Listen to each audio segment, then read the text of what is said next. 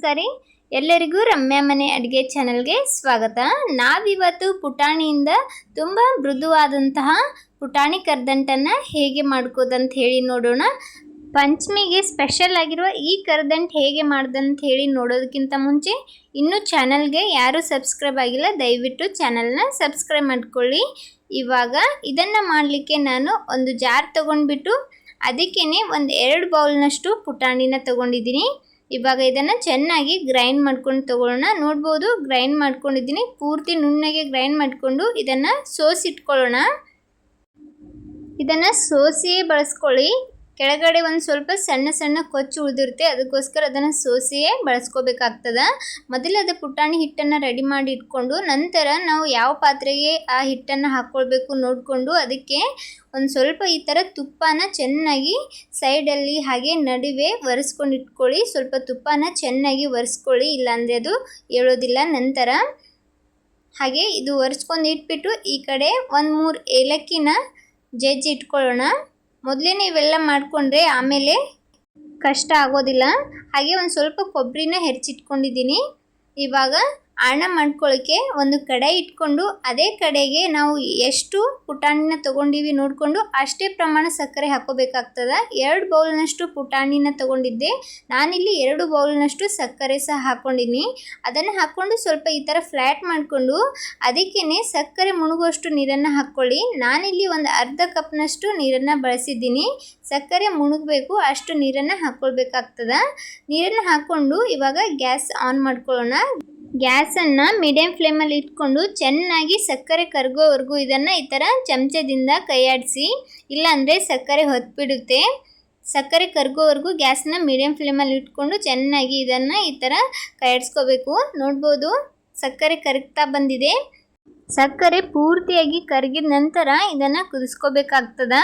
ಒಂದು 2-3 ನಿಮಿಷ ಚೆನ್ನಾಗಿ ಕುದಿಸ್ಕೋಬೇಕಾಗುತ್ತೆ. ನೋಡ್ಬೋದು ಈ ಥರ ಅದು ಚೆನ್ನಾಗಿ ಕುದಿಬೇಕು. ಒಂದು 2-3 ನಿಮಿಷ ಇದನ್ನು ಕುದಿಸ್ಕೊಂಡಿದ್ದೀನಿ. ಇವಾಗ ಆಣ ಬಂದಿದೆ ಇಲ್ಲ ಅಂತ ಹೇಗೆ ಚೆಕ್ ಮಾಡೋದಂತ ಹೇಳಿ ನೋಡೋಣ. ಈ ಥರ ಪ್ಲೇಟಲ್ಲಿ ನೀರು ಹಾಕ್ಕೊಂಡು ಒಂದು 2-3 ಡ್ರಾಪ್ಸ್ ಅದನ್ನು ಹಾಕಿದಾಗ ಈ ಥರದ್ದು ಗೋಳೆ ಆಗಬೇಕು, ಅಂದರೆ ಪರ್ಫೆಕ್ಟಾಗಿ ಆಣ ಬಂದಿದೆ ಅಂತ ಹೇಳಿ. ಈ ಥರ ಆಣ ಬಂದ ನಂತರ ಗ್ಯಾಸ್ನ ಆಫ್ ಮಾಡ್ಕೊಂಡ್ಬಿಟ್ಟು ನಾವೇನು ಪುಟಾಣಿ ಹಿಟ್ಟನ್ನು ಪುಡಿ ಮಾಡಿ ಸೋಸಿ ಇಟ್ಕೊಂಡಿದ್ವಿ ಅದನ್ನು ಹಾಕ್ಕೊಂಡು ಚೆನ್ನಾಗಿ ಕೈ ಬಿಡದೆ ಇದನ್ನು ಮಿಕ್ಸ್ ಮಾಡ್ಕೋಬೇಕು. ಹಿಟ್ಟನ್ನು ಸ್ವಲ್ಪ ಸ್ವಲ್ಪ ಹಾಕ್ಕೊಂಡು ಮಿಕ್ಸ್ ಮಾಡ್ಕೊಳ್ಳಿ. ಒಮ್ಮೆಲೆ ಹಾಕ್ಕೊಂಡ್ರೆ ಮೊದಲೇ ಸಲ ಮಾಡೋರಿಗೆ ಸ್ವಲ್ಪ ಕಷ್ಟ ಅನಿಸ್ಬೋದು, ಅದಕ್ಕೋಸ್ಕರ ಸ್ವಲ್ಪ ಸ್ವಲ್ಪ ಹಿಟ್ಟನ್ನು ಹಾಕ್ತಾ ಚೆನ್ನಾಗಿ ಅದನ್ನು ಮಿಕ್ಸ್ ಮಾಡ್ಕೊಳ್ಳಿ. 2 ಬೌಲ್ ಪುಟಾಣಿಗೆ 2 ಬೌಲ್ನಷ್ಟು ಸಕ್ಕರೆ ಪಾಕ ಕರೆಕ್ಟ್ ಆಗುತ್ತೆ. ಇದೇ ಪ್ರಮಾಣದಲ್ಲಿ ಮಾಡ್ಕೊಳ್ಳಿ, ಪರ್ಫೆಕ್ಟಾಗಿ ನಾವು ಕರ್ದಂಟನ್ನು ಮಾಡ್ಕೊಳ್ಬೋದು. ನೋಡ್ಬೋದು ಈ ಥರ ಚೆನ್ನಾಗಿ ಮಿಕ್ಸ್ ಮಾಡ್ಕೊಳ್ಬೇಕು. ನಿಮಗೇನಾದರೂ ತುಂಬ ತೆಳುವಾಗಿ ಅನಿಸಿದ್ರೆ ಇನ್ನೊಂದು ಸ್ವಲ್ಪ ಹಿಟ್ಟನ್ನು ಹಾಕ್ಕೊಳ್ಬೋದು. ಈ ಕನ್ಸಿಸ್ಟೆನ್ಸಿಯಲ್ಲಿದ್ದರೆ ಸಾಕು. ಇವಾಗ ಇದನ್ನು ತುಪ್ಪ ಏನು ಸವರಿಟ್ಟಿದ್ವಿ ಆ ಪ್ಲೇಟ್ಗೆ ಹಾಕ್ಕೊಳ್ಳೋಣ. ಹಾಕ್ಕೊಂಡು ಚೆನ್ನಾಗಿ ಒಂದು ಸ್ವಲ್ಪ ಬಡ್ಕೊಳ್ಬೇಕಾಗುತ್ತೆ. ಈ ಥರ ತೆಳುವಾಗಿ ಪೂರ್ತಿ ಹರಡಬೇಕು. ಲಾಸ್ಟಲ್ಲಿ ಇದಕ್ಕೆ ಒಂದು ಸ್ವಲ್ಪ ಕೊಬ್ಬರಿನ ಹಾಕ್ಕೊಂಡಿದ್ದೀನಿ. ಸ್ವಲ್ಪ ಹಸಿ ಇರುವಾಗಲೇ ಕೊಬ್ಬರಿ ಹಾಕ್ಕೊಳ್ಳಿ, ಚೆನ್ನಾಗಿ ಅಂಟುತ್ತೆ. ಸ್ವಲ್ಪ ಹಾಕಿಬಿಟ್ಟು ಸ್ವಲ್ಪ ಕೈಯಿಂದ ಈ ಥರ ಪ್ರೆಸ್ ಮಾಡ್ಕೊಳ್ಳಿ. ಇದನ್ನು ಸ್ವಲ್ಪ ಆರ್ಲಿಕ್ಕೆ ಬಿಡೋಣ, ಪೂರ್ತಿ ಆರಬಾರ್ದು. ಒಂದು ಸ್ವಲ್ಪ ಬೆಚ್ಚಗಿರುತ್ತಲ್ಲ ಅವಾಗೇನೆ ನೀವು ಯಾವ ಶೇಪಲ್ಲಿ ಬೇಕು ಆ ಶೇಪಲ್ಲಿ ಇದನ್ನು ಕಟ್ ಮಾಡ್ಕೊಳ್ಳಿ. ಪೂರ್ತಿ ತಣ್ಣಗಾಗಕ್ಕೆ ಬಿಡಬೇಡಿ. ಸ್ವಲ್ಪ ಬೆಚ್ಚಗಿರುವಾಗ ಕಟ್ ಮಾಡಿದ್ರೆ ಚೆನ್ನಾಗಿದು ಕಟ್ ಆಗುತ್ತೆ. ಅದಕ್ಕೋಸ್ಕರ ಬೆಚ್ಚಗಿರುವಾಗಲೇ ಇದನ್ನು ನಿಮಗೆ ಬೇಕಾದ ಶೇಪಲ್ಲಿ ಕಟ್ ಮಾಡ್ಕೊಳ್ಬೋದು. ನಾನಿಲ್ಲಿ ಇದನ್ನು ಸ್ಕ್ವೇರ್ ಶೇಪಲ್ಲಿ ಕಟ್ ಮಾಡ್ಕೊಂಡಿದ್ದೀನಿ. ನೋಡ್ಬೋದು ಎಲ್ಲನೂ ಕಟ್ ಮಾಡಿದ್ದೀನಿ. ಪೂರ್ತಿ ತಣ್ಣಗಾದ ನಂತರ ನಿಮಗಿಲ್ಲಿ ತೋರಿಸ್ತಾ ಇದ್ದೀನಿ ಯಾವ ಥರ ಈ ಕರ್ದಂಟು ಬಂದಿದೆ ಅಂತ. ನೋಡ್ಬೋದು ಮೇಲ್ಗಡೆನೂ ಸಹ ತುಂಬ ಸಾಫ್ಟಾಗಿ ಕಾಣ್ತಾ ಇದೆ, ಒಳಗಡೆನೂ ಕೂಡ ತುಂಬ ಸಾಫ್ಟಾಗಿರುತ್ತೆ. ಒಂದು ಕಟ್ ಮಾಡಿ ತೋರಿಸ್ತಾ ಇದ್ದೀನಿ, ನೋಡಿ ಎಷ್ಟು ಸಾಫ್ಟಾಗಿ ಬಂದಿದೆ ಅಂಥೇಳಿ. ಬಾಯಲ್ಲಿಟ್ಟರೆ ಕರಗುತ್ತೆ ಅಷ್ಟು ಚೆನ್ನಾಗಿ ಕರ್ದಂಟು ಬಂದಿದೆ.